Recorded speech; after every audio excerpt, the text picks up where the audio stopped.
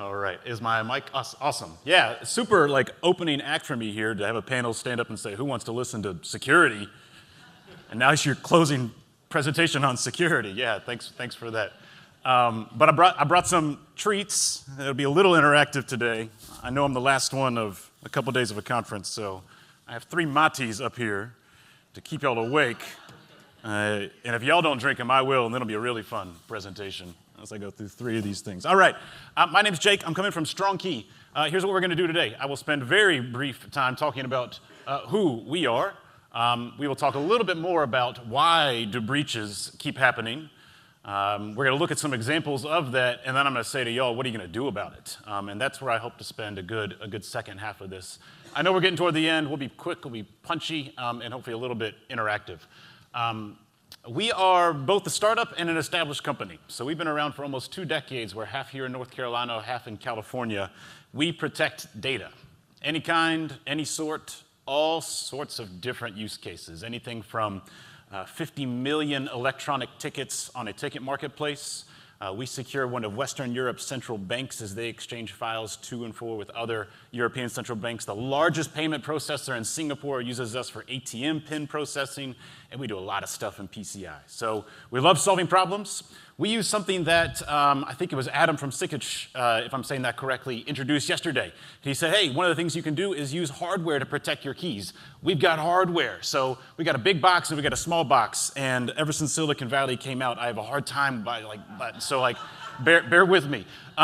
What these things do is for all the developers in the room, make your security lives really easy. We expose APIs that let you do all sorts of security stuff, encrypt, decrypt, authentication. We'll unpack some of this. There's a lot of security everywhere, right? I've been to some conferences, it's overwhelming. So why are breaches still happening? We started to talk about this in the panel. Like any ideas? I love the psychology of security. So seriously, any ideas? Why do you think they keep happening? Marriott? Yeah, sir. Yeah, it is lucrative. There are, and I might add to that, Brian, would you like a mati? Yeah, here, it's carbonated, so I'm gonna throw it. I might add to that, not only is it lucrative for hackers, but it is not so penalizing on the reverse. Like there's not a giant stick that beat people with. So I like to think about this in 3 ways. I think the security industry contributes to why there's a lot of breaches. We make things really confusing. I think regulation contributes to this. Yeah, there are some penalties, but they don't really have a ton of teeth. But then I also think that y'all in the room contribute to this too by some of the things that you do or don't do as CISOs, as product owners, as developers. And we're going to talk about that because it's way more fun to blame y'all than us. But here, like, this is the security industry. Is it not clear? Don't you know who you should work with? And aren't they all saying the same unified message? I read that over half of companies use over 50 different vendors in their technology space. Like, what do you do?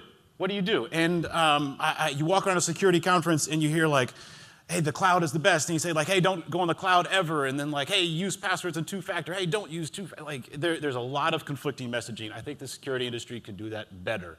We are trying to help with that. But I also think that there's some things that y'all can do. So here's 6 things that I think we see in the industry that contribute toward breaches. These will go quick, and we're going to unpack them more later as I say what might you do to address this. You're still using passwords. We just heard that in the panel. Passwords, bad. 50 years old. Not originally intended to do what they're doing now. You're not encrypting your data, which is like mind-blowing. And if you are, we would say you're not encrypting it where it matters, which is in the application layer, our opinion. Maybe you're not using appropriate key management controls. This is what contributed, in our opinion, we think, to the Marriott breach. Maybe your ops are bad. There's clearly a human element in all of this. And maybe you are not fully thinking about things in the cloud, and don't get too scared. I'm not here to be a crazy street corner preacher and say never go to the cloud or anything like that. I just want you to think about a few things that we'll talk about. But most importantly, and I loved hearing this on the panel, I think some of y'all might be assuming that your perimeter is going to do everything. And you walk around and you're enamored with advanced threat detection and machine learning, this and AI, that, and as soon as you're breached, you'll be able to respond. But what happens when people are inside? And I like to use house security as an analogy for cybersecurity, and here I think it works really well. You can deadbolt your door. You can hire a security guard to call you when there's a breach. You can dig a moat around your house. But if you leave a stack of cash out on your coffee table, what are you doing, man? And that is the equivalent of relying just on perimeter tools to do things that they are not indicated to do. Y'all with me? Make sense? Okay, let's see a couple of these things in action. Trivia question. Here's a breach. Here's a commercial from the company who was breached. Who knows what this is? Yeah, who said Voya? Sir, you're not even a conference attendee. Would you like a mate? Come on, these are great. Okay, he's donated it to the crowd. I'll let you choose somebody. Yeah. All right, sir. Ready? Did it explode, Brian, when you opened it? He's scared. Yeah. All right. Yeah, Voya. I used to host trivia at a pub downtown here, so I love trivia. Got one more of these things. Sweet. So Voya, what did they do? Someone called into their call center, socially engineered them, and went through some password resets. Passwords, bad. 5,600 customer records breached, bad. $1 million fine from the SEC, okay. But as you'll see later, I think this is going to get worse. The SEC, this might have been kind of the warning shot before more things come. We've already heard of more and more regulation coming down the pipeline. Anyone can name this company? Yeah, they had a breach. They did some other stuff. Let's talk about bad ops controls. I think with this one, didn't they bury some credentials in GitHub and use that to unlock their AWS bucket? 57 million people, is that right? To you and me, that's a lot of money. To Uber, maybe it's not. But so there still is a penalty here, and I would argue an even larger penalty to the brand damage of a company like this. They also did this. It's ridiculous. And then lastly, last trivia question, last Mati. This is the largest healthcare breach. Anyone know this company? Yeah, good job, man. Yeah. This is Anthem. Do you know what happened with Anthem? You remember? Yeah. Good guess. Phishing attack, and this unlocked a whole bunch of stuff in a database. So again, phishing is a problem with passwords. Passwords are old and no good. This was, again, a measly fine. HIPAA does not seem to have any teeth at all, and then they later settled for some more cash. So yeah, that's some examples of what's going wrong, and I hear you thinking out in the audience like, okay, yeah, good for these big companies, but we're too small to be targeted. And I say, no. Actually, you're more likely to be breached than you are to get the flu during the winter. That is a true stat. Depending on what you look at, it's 40 to 66% chance in any given year a small business might be breached, 5 to 20% chance you get the flu unless you have the toddler that Peter mentioned that I have, in which case it's a slam dunk. You also say, well, okay, Jake, well, our business can take the cost. $1 million to someone as big as Voya. Yeah, except the average cost per breach record is not just in fines, it is in the downtime, it's in the repairs, it's in the additional people that you have to hire. The guys over at, I think it's IBM, do the study, and they say it's $148 per every record. The total breach is in the millions, 2 to 6. And you ready for this one? 60% of small businesses who get breached, yeah, they fold. Now, there may not be a linear connection from breach to bankruptcy, but still, there's something going on there that this is an indication that this is a problem you should care about. Regulations, they don't have any teeth. I'll deal with this later. And I say yes. This is a quote related to that Voya breach. Might be a warning shot of a fine. Yeah, when there's no police, people are going to speed. But when we start to see enforcement, this issue becomes more front and center. This is about a 6-month-old quote. Here's more about that from the New York Times. There's a lot of text, I know. But the bottom line is this penalty could be a starting point with future fines quickly escalating. We've heard GDPR a lot. We've heard CCPA a lot. We've heard PSD2 a lot. I was really glad to hear PSD2. And then these other copycat state legislations that we were just talking about in the panel. Regulations are coming. So you know how I said there's like 3 things? There's the security industry messing up. Well, we're trying to do better. I also think we'll see consolidation in the space. Regulation is an issue. I think we're seeing regulation better. So the question is, what are you guys going to do? And I would encourage you to think about these. So as we think about this last section of the presentation, security is, how can I say? So before I came to the security industry, I thought you were either secure or not secure. It was a binary thing. And I quickly learned that was not true, and perhaps many of y'all already knew that. But it's helpful to think of here, because much like a house, I think there are some things we could all agree that you should do. You should not expose sensitive data publicly with no means of authentication to it. You should use basic encryption. You should deadbolt your house. And then there's some other concepts that you might argue for, such as, hey, I like alligators in my moat, and I know crocodiles are a lot more fierce.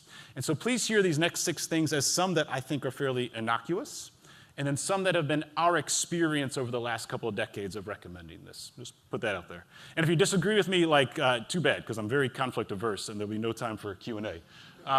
Step number 1. We already talked about this. Network controls, honeypots, intrusion detection, all this stuff. That's for your network. They are not bad. They're just not for your data. Number 2, stop relying on passwords. So now we're going to introduce a technology. Was that yes, yes. I leaned over to my team. I said, we're going to hire this guy. So I hope your boss isn't here. So FIDO, which stands for, sir? Online, fast identity online, yeah, it's a standard. It's recently been standardized by the World Wide Web Consortium. Android and Google have just come out and said that every phone is going to be a FIDO authenticator. I asked this at a lot of conferences. FIDO familiar to anybody else? Hands? Yeah, cool. For those of y'all who are local, so are we. We've got a bunch of FIDO authenticators, happy to show you a free demo and kick you some stuff.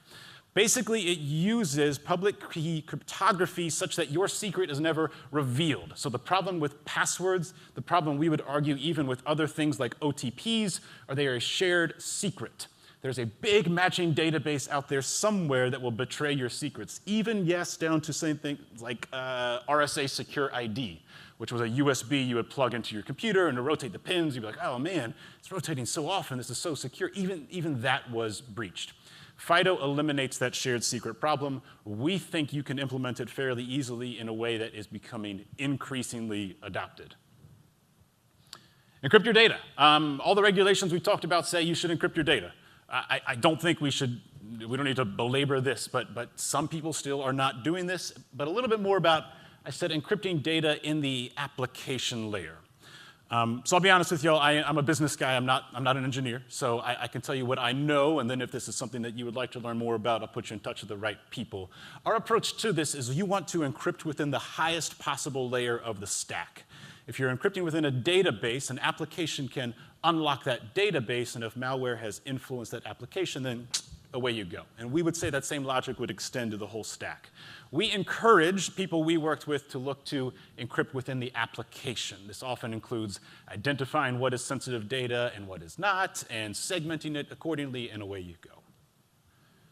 Number 5, key management, which is our core competency. It is complex, but we also think it's not a dark art. There's some stuff that, again, we recommend, we believe, about key management. We think you should stay away from key management in software. We think you should not store it on your system.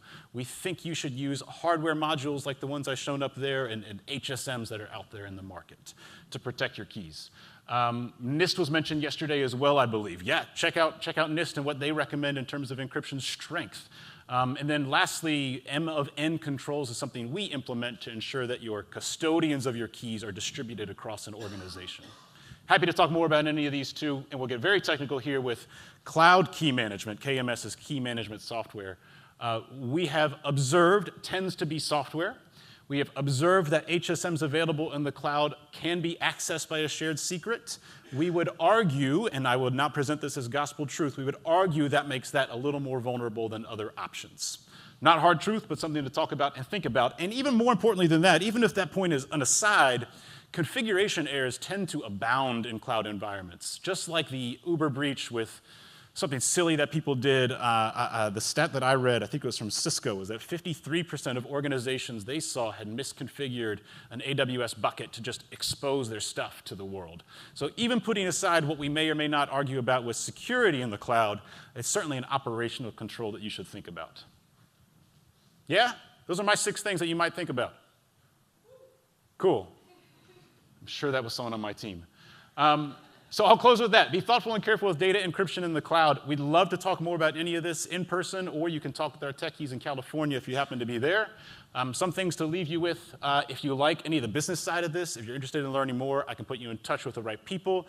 There is my email. I am particularly interested in the psychology of all of this. Why do we not do the things we know we should? If that's of interest to you, I'd love to chat about that. And I'm happy to give you these slides if you want that. Please email me.